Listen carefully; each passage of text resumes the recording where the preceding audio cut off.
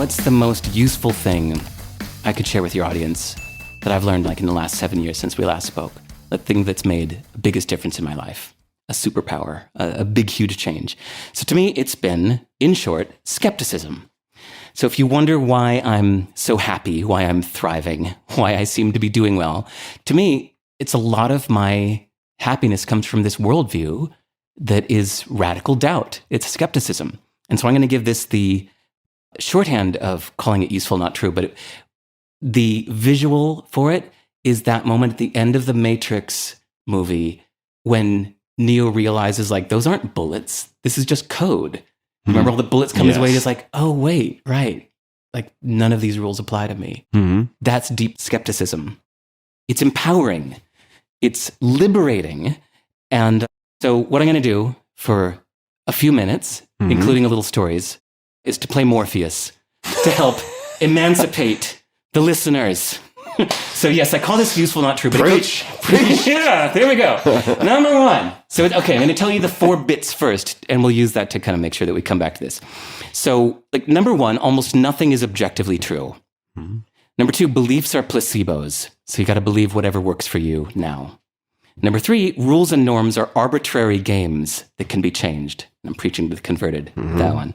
And number 4, refuse ideology. You need to accept ideas individually. There's the structure. So number 1, so almost nothing is objectively true. So here's what's true. My hand is on the table. But what's not true is it's good to do everything in moderation. Here's what's not true. Family is everything. Here's what's not true. My mother abandoned me. Here's what's not true. AI is the future. So all of these things, people say them as if they're true. Or even when people make an excuse like, you know, I would be more successful if it weren't for my family, you know, or my location or whatever. People say these things as if they're an indisputably true fact. But to me, the only thing that's true are the things that both a cat and an alien, or let's say a cat and an octopus, would agree on. You've come up with so many children's books ideas in this conversation. The cat and the alien. The cat, the alien, and the octopus. Because it makes you realize that everything else is just mental interpretation, right? Like, there we go. This is on the table. This is true. Yeah. But everything else, including, watch this one. Am I flipping you off right now? Like, am I angry at you right now? Just give me the middle finger. Yeah, sorry. I'm holding up my middle finger with the back of my palm towards Tim. Even if people say things like, I hate you, does it mean that they hate you? No, they said 3 words. That's all that actually happened. Their mouth said these words. Everything else is an interpretation or a projection, right? So we have to consider why people are saying these things. If you start to think why they said something, it helps to dispel it. You can say, oh, you know what? They're probably just believing whatever supports the emotions that they want to feel right now, right? So if somebody has a belief that family is everything, maybe that was something they told their kids because they want their kids to take care of them when they're older. So they want their kids to believe that family is everything. But they have a self-serving reason to believe that. Yeah, possibly subconscious, right? Right. Oh, so I'm so glad you said this. Have you heard about the split brain stories that people... Yes. Okay. Why did you get up to have a glass of water? That type of stuff? Can I tell please. it? Yeah. So this is so important to understand. These are crazy. So bananas.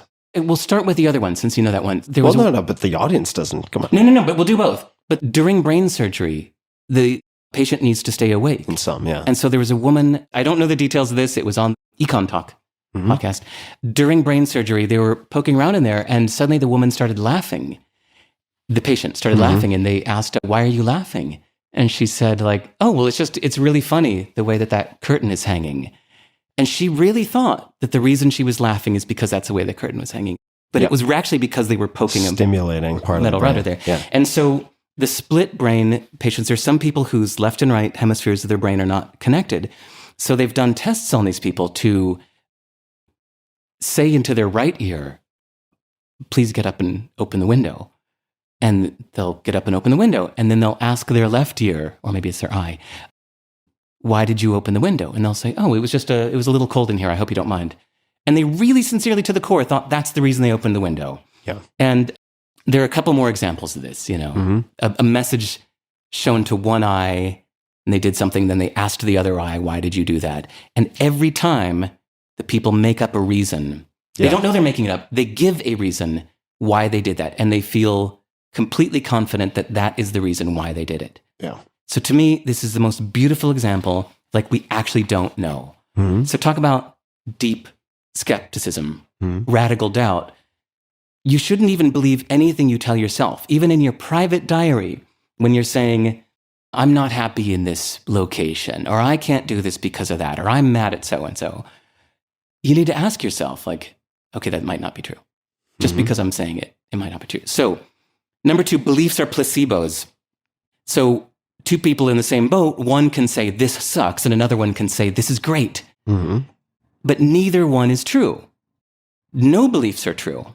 In fact, the little story of Richard Branson, before there was Virgin Airlines, you've heard the tale that, like, he was at an airport and a flight to somewhere was canceled. Right, it was delayed. And everybody was grumbling, this sucks. And so he kind of went to the 20 people that were angry and said, hey, if I charter a plane, will you guys split the cost? And I said, yeah.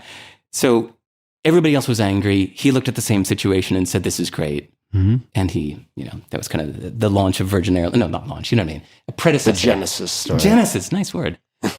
So no beliefs are true. When we say, I believe, it's an indicator that what we're about to say next is not true. Or not evidence-based, right? Not true. Sorry, I'm just having fun. Have fun. Yeah, not evidence-based. Yeah.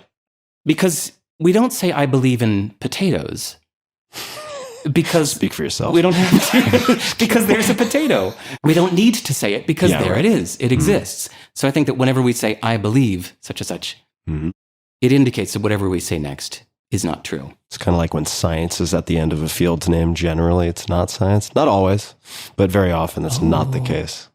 I can think of a few exceptions, neuroscience, computer science, but very often when science gets appended to something, it's like, thou doth protest too much.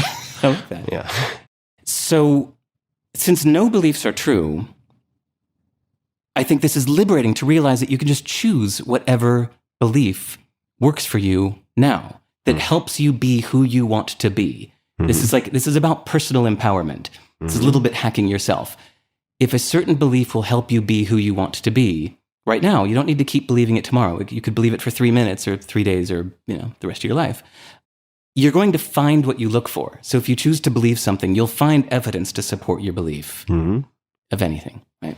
So the number 3 is that rules and norms are arbitrary games. So this is the one where I can't help but think of, your introduction to the world in 4-Hour Workweek, giving so many wonderful examples of how you don't have to accept the world's norms. Yep. For sure. But it's funny how many times the rules of the world are stated as if they're absolutely true. Like, all applicants must submit their application through the usual channels and wait to hear from us. Or to be an expert in your field, you should have an advanced degree from a university. But someone made up these rules, and most people follow those rules, but they're not true. They're just not absolutely true. So I think that realizing they're not true gives you an incredible advantage because you realize you can make up the rules. So this is that Matrix moment where the bullets are flying out and he goes, wait a minute, this is just code. Yeah. Somebody made this up, but I don't need to run this program.